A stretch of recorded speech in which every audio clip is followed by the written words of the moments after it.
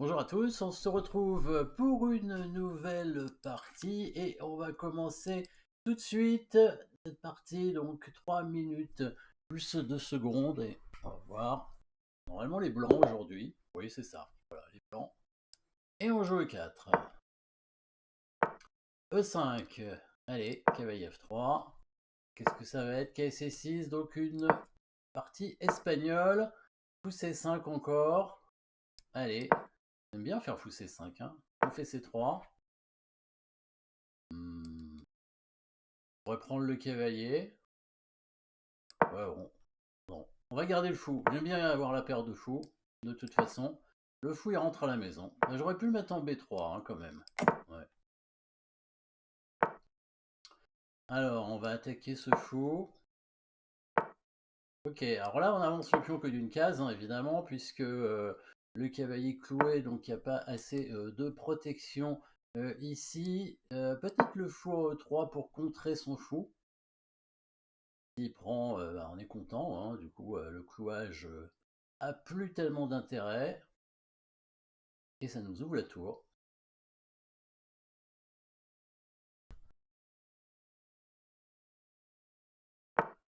On va mettre le cavalier en D2.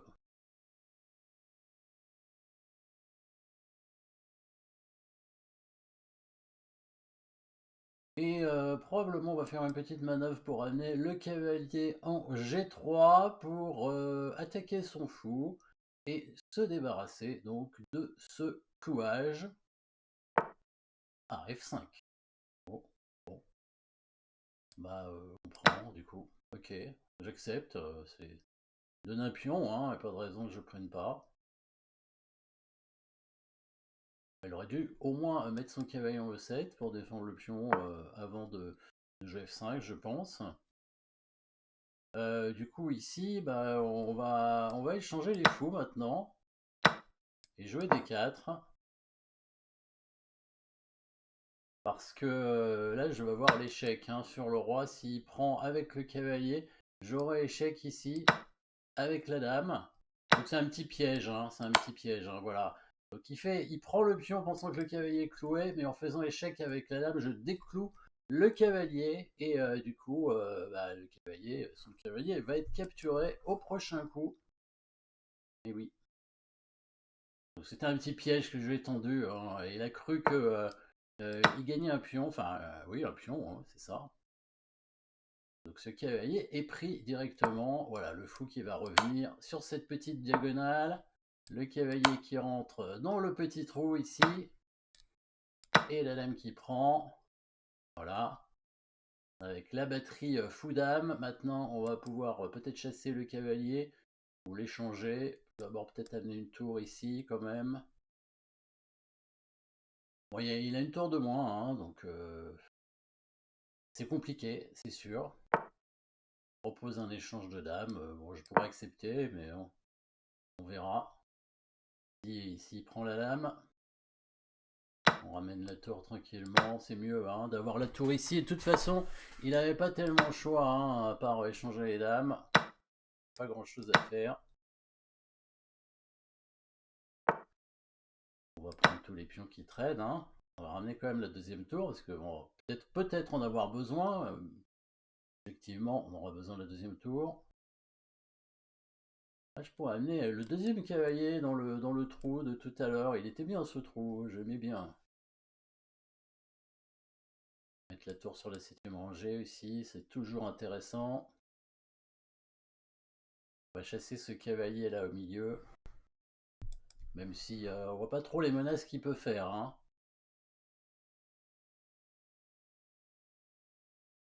Il va devoir revenir probablement F6 avec son cavalier. Bon, il peut peut-être avancer ce pion, ça sert à rien. Non, il va perdre encore un pion.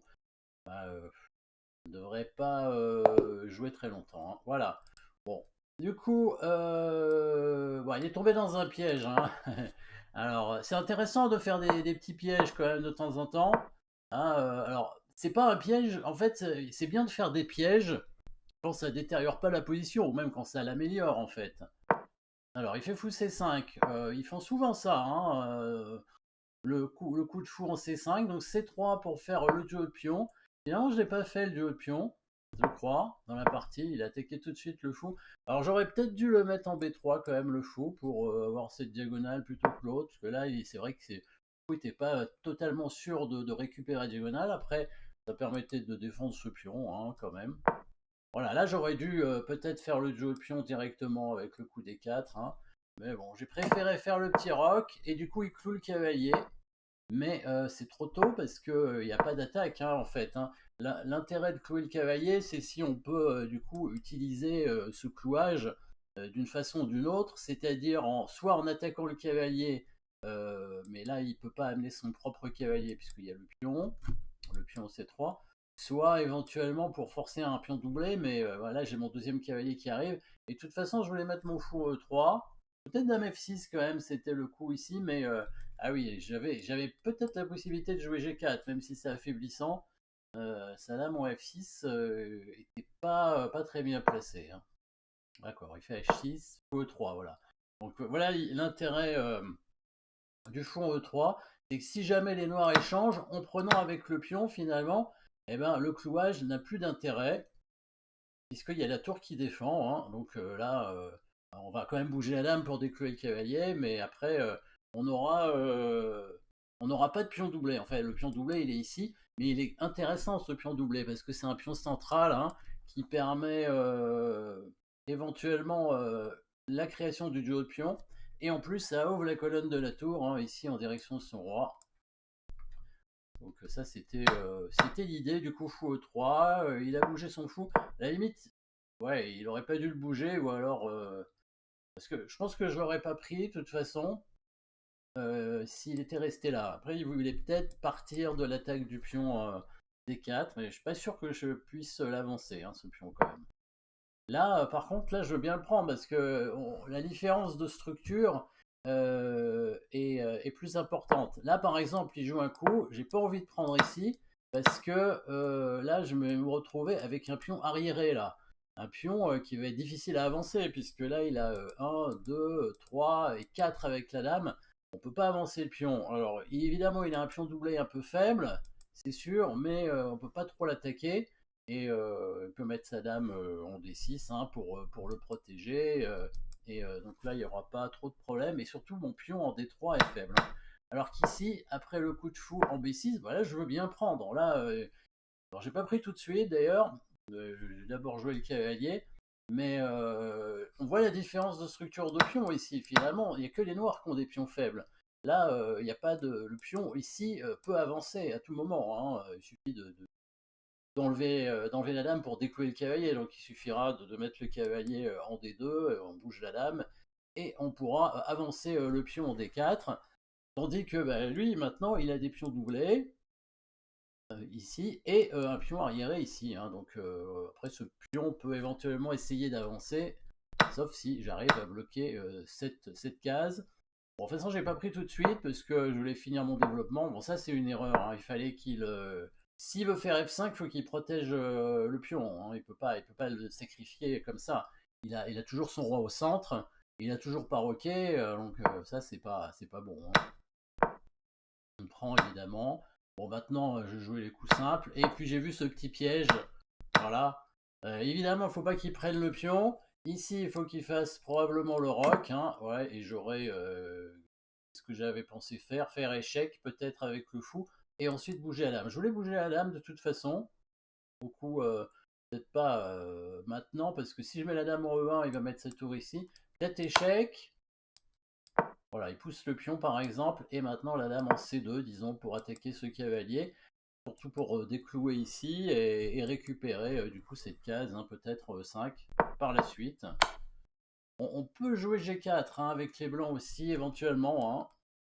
J'aime pas trop parce que ça, évidemment, ça affaiblit un peu la protection du roi, mais ça a l'air faisable parce qu'il y a pas mal de pièces blanches en défense. Bon, ça c'est une grosse erreur, hein, bien sûr. Échec, vous avez vu le piège, hein. Le cavalier était cloué, mais avec ce coup forcé, il est décloué. Et donc le cavalier est en prise maintenant. Voilà, cavalier prend. Un petit échec. Bon là, il aurait dû là aussi avancer son pion, hein, mais je pense que je serais venu ici, hein, dans évidemment cette belle case forte pour le cavalier. bah, on y va avec encore plus de plaisir. Bon, et après, il y a une tour de plus, hein, on ramasse tout, évidemment. Et il abandonne, alors voilà, il avait dit que j'avais fait une erreur, alors je sais pas où exactement. Bon, j'avais probablement une, hein, ça arrive assez régulièrement de faire des erreurs, du moment que qu'elle soit pas trop grave, évidemment. Alors une erreur, ça peut être aussi un coup manqué, hein, évidemment. Alors ici, oui, ici, bon, F5 était pas bon, hein, clairement. Peut-être qu'il aurait dû jouer un coup comme G5, c'est possible, hein. C'est un peu actif, un peu agressif, mais c'est peut-être jouable. Mais je pense qu'il aurait simplement dû jouer son cavalier ici, hein. Bon là, la position était assez normale. Bon, je sais pas si vous avez vu l'erreur, hein, vous pouvez me le dire éventuellement, mais bon, moi je l'ai pas vu. Pour l'instant, c'est pas grave.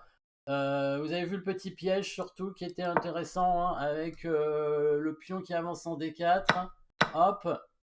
Et peut-être ici, hein, le plus précis c'était de faire l'échec directement pour essayer de le déroquer, peut-être. Ouais, peut-être c'est ici l'erreur. Ou alors G4, peut-être échec avec la tour pour forcer un coup.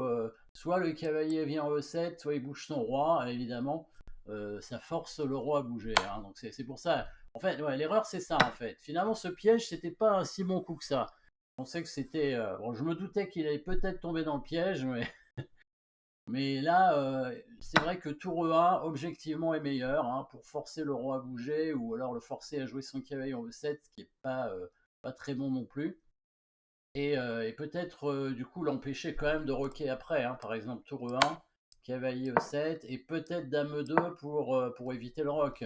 Ou alors fou B3 aussi, hein, pour éviter le roc, voire G4.